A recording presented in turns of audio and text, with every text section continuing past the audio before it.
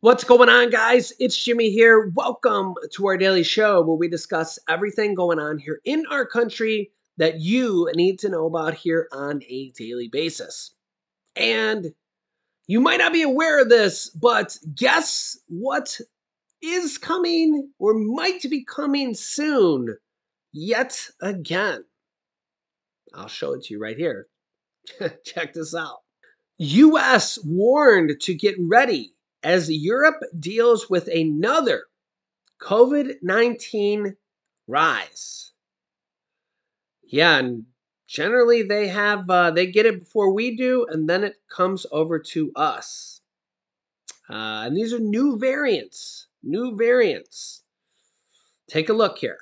Yeah, new rising cases in Europe are setting off warnings that the U.S. could experience a new surge this winter. That's right. Previous jumps in the US have followed a pattern in which cases first rise in Europe, making officials nervous they could see a spike in US cases as the weather turns. The most recent data from the European Center for Disease Prevention and Control shows that cases began going up around the beginning of September in Europe. The 7-day average is roughly 230,000 cases per day, which is a lot, reflecting rates that were seen in late July when Europe was still dealing with the Omicron BA.4 and BA.5 subvariant wave. So 230,000 per day over there, where we're at around 40 to 46,000 new cases per day here.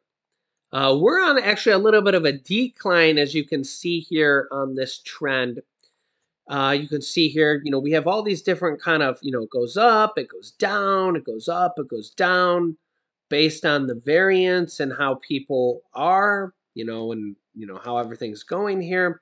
So we're on a little bit of a decline right now at around 45,000 cases per day.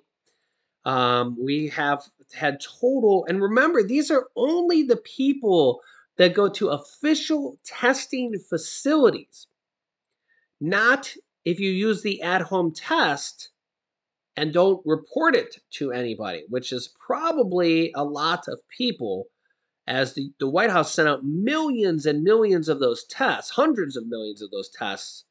So if you just use that and say, okay, I got it, nobody knows that you tested positive. So besides that, just yesterday alone, 46,000 plus new people tested positive in one single day, not counting the at-home test that didn't get reported to anybody. With that being said, over 1.06 million people in the U.S. have died from this virus and or complications from this virus as well. So my thoughts and prayers go out to everybody that has lost a loved one or friend or family member. I have seen hundreds, if maybe not thousands, of comments from our YouTube community here. I know that definitely it's had a toll on a lot of people here. So my thoughts and prayers go out to everybody that has dealt with that. And unfortunately, the virus is still around in an ever mutating kind of way. Will it ever go away? You can let me know your thoughts in the comments. Or will it kind of mutate into a flu-like virus? Remember that people die actually from the flu every year. Typically, elderly or frail people or people with autoimmune symptoms and stuff like that. But people do die from the flu every year. But generally, this pandemic has been worse because you don't generally have over 1 million people just in the U.S. and 5 or 6 million people worldwide die from the flu in just a few years, 2020, 2021, and 2022, so 3 years. So this definitely has been quite the pandemic, the worst pandemic going all the way back for at least 100 years, going all the way back to the Spanish flu. By the way, just for comparison purposes, the Spanish flu, which was the 1918 pandemic, also known as the H1N1 virus, which is still around today. So they have not been able to eradicate that virus. You know, some viruses they've been able to eradicate, get rid of. Some viruses they have not been able to. But this is basically the 1918 flu pandemic. It's been around over 100 years now. I'll show you here. You can see some of these pictures. Remember, modern medicine was not what it was over 100 years ago. But they have. This is not one of the viruses they've been able to get rid of, right? The 1918 influenza pandemic was the most severe in recent history. It was caused by the H1N1 virus with genes of avian origin, or bird flu. It is estimated that about 500 million people, or about 1/3 of the world's population, became infected with this virus. Now, for comparison, so 500 million people, back then there was less people in the world, but right now, in this pandemic, we already have 625 million people that have tested positive. So we already have more people that have tested positive, and this is only people that have went worldwide to the official testing facilities here. So, yeah, so we've already had more people become infected with this pandemic. Okay, but remember, we have more people in the world today as well.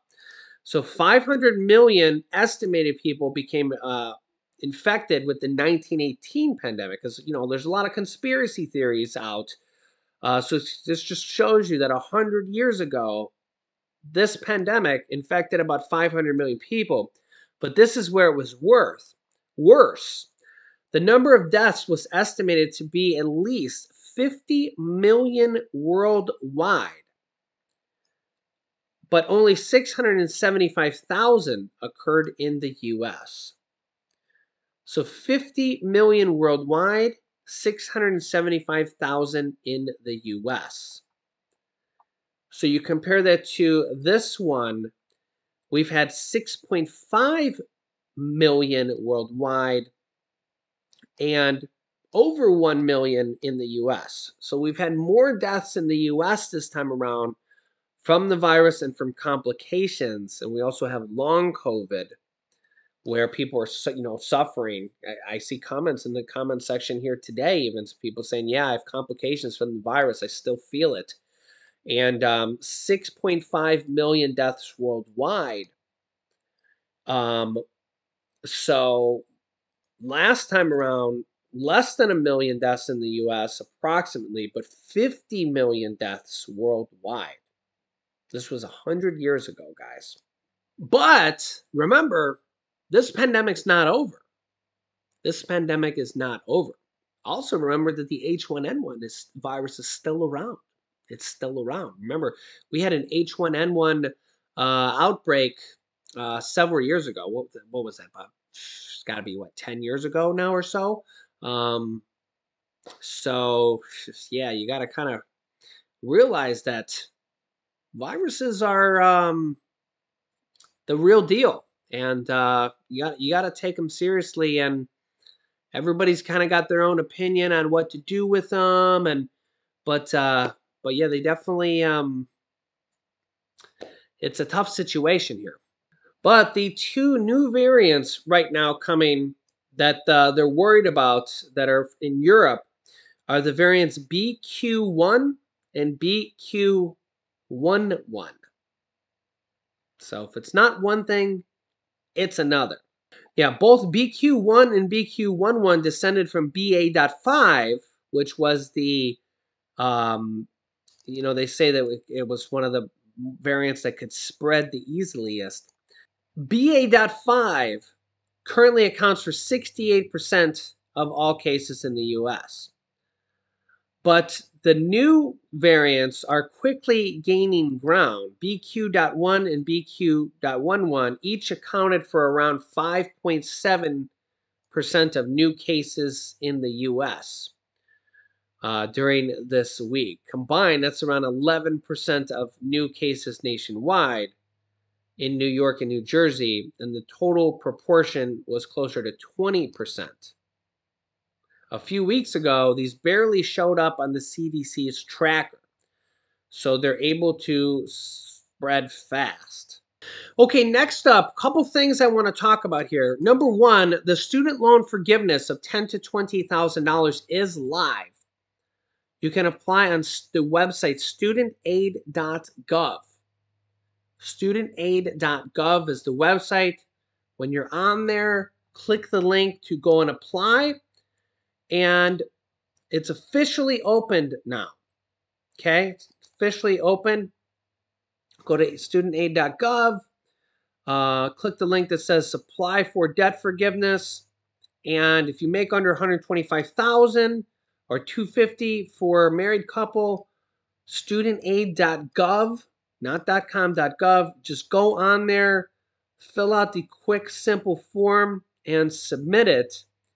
And once they go through the queue, and if the Republicans don't block it because there's some lawsuits, you will hopefully be good to go. I will keep you updated on all of this on our show here. So I'll keep you up to date here on that. I also want to let you know about another program here as well. Student loan forgiveness. This major program has only a few weeks left to apply. This is a different program. This is a different program. Okay, this is not the $10,000 to $20,000 program, so I don't want to get this confused. So hopefully everybody's paying attention here.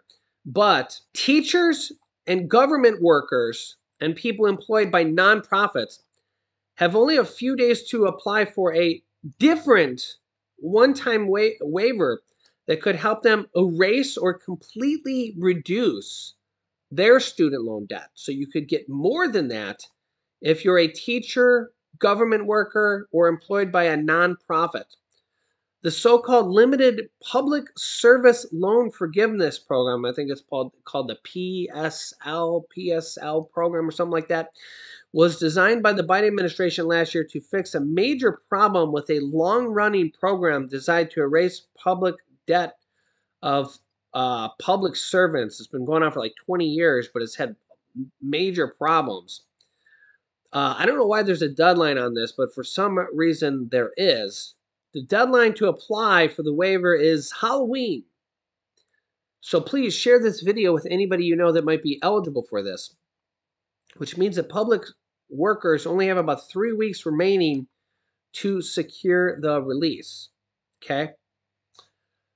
President Biden's student loan effort, which will raise $20,000 in student loan debt, has received more attention, but there's less of a spotlight on the administration's effort to help public servants with their college debt. This program was set up in 2007 with a noble goal to forgive the students' debt of Americans who work in public service jobs as teachers, government employees, or nonprofits for at least 10 years. But the program became notorious for its basically government red tape and bad guidelines from service loan companies that hampered the ability for many public servants to get relief. And basically, there was a report from the GAO, the Government Accountability Office, that said, while 1 million people had applied for the program, only 55 people at the time had actually received the debt relief, which is absolutely, utterly ridiculous. And Biden is fixing that because it's not supposed to be that way. One reason was people who had consolidated their student loan debts learned that their payments didn't count towards the program, leaving them out of luck. So the waiver reverses some of the restrictions which type of loans and payments previously didn't qualify.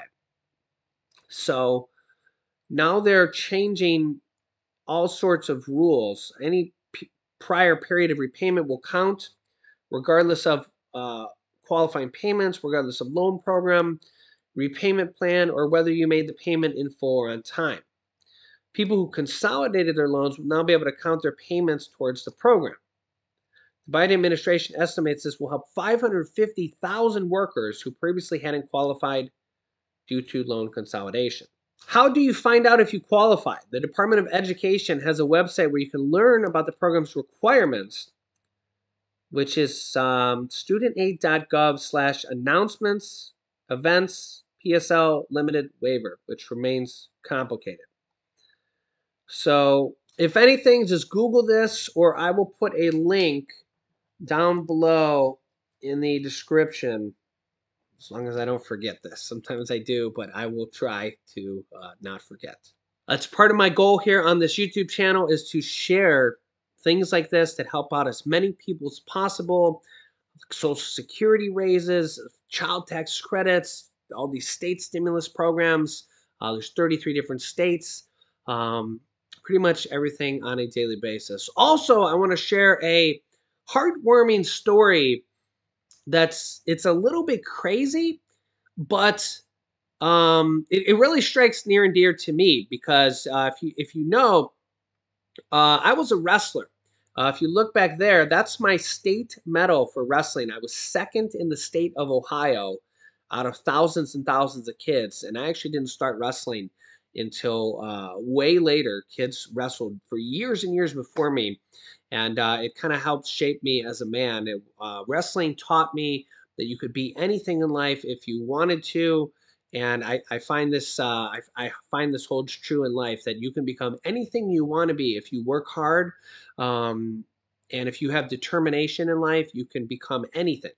And I find that this holds true in life, in any business or in anything in life. If you work hard, you can build a business from the ground up and make it become successful. You can build a YouTube channel from zero to hundreds of thousands of people following you. Or our YouTube channel is coming up on 200 million views, and part of my my mission on this channel is to help as many people as possible.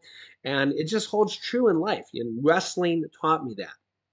And there's a story in the news today, or from yesterday, that 2 college wrestlers were ambushed in a gruesome grizzly bear attack while hunting.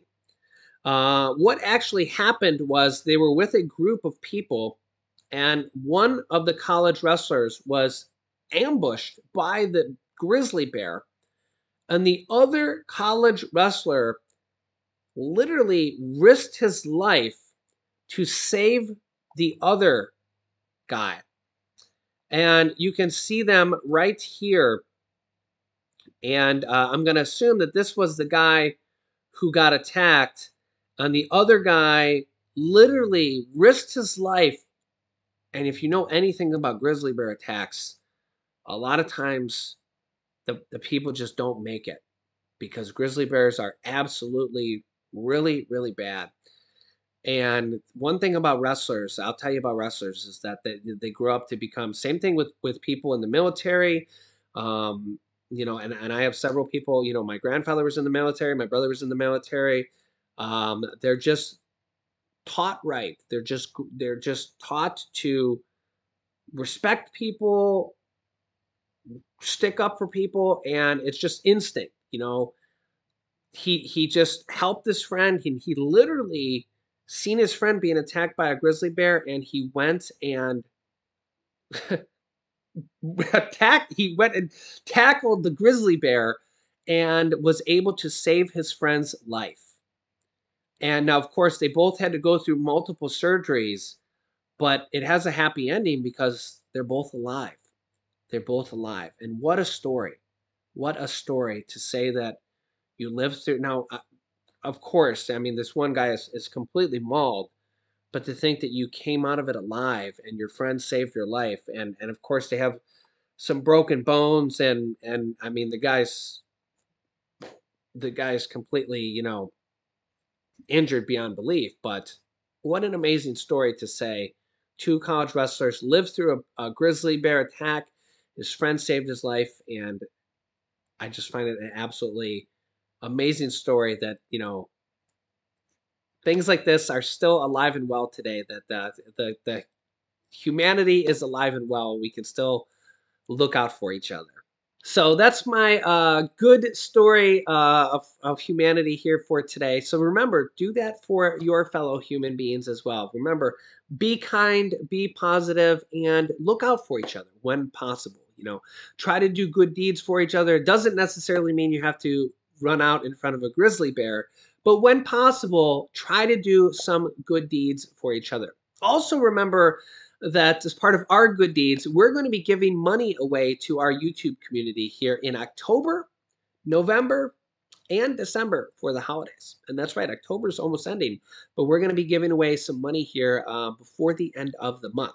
So in October, November, and December, for all the holidays, we got the Thanksgiving coming up. We got the Christmas holidays coming up, Christmas, Kwanzaa, Hanukkah, all those good things here. So yes, we're going to be giving away money here. If you've been watching my channel I know we have a lot of viewers here that have been watching my channel for years.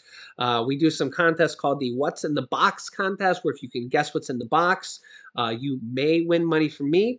And maybe we'll do some other things as well. Maybe we'll do some other type of contests or other type of ways to give away money here as well. But I'm going to be giving away thousands of dollars to our YouTube community here as part of our way to give back to the community here. So make sure you're subscribed down below to our YouTube channel. It's completely free to do so. Just click the subscribe button, then the bell icon, so you don't miss out on new videos. It's basically all it does.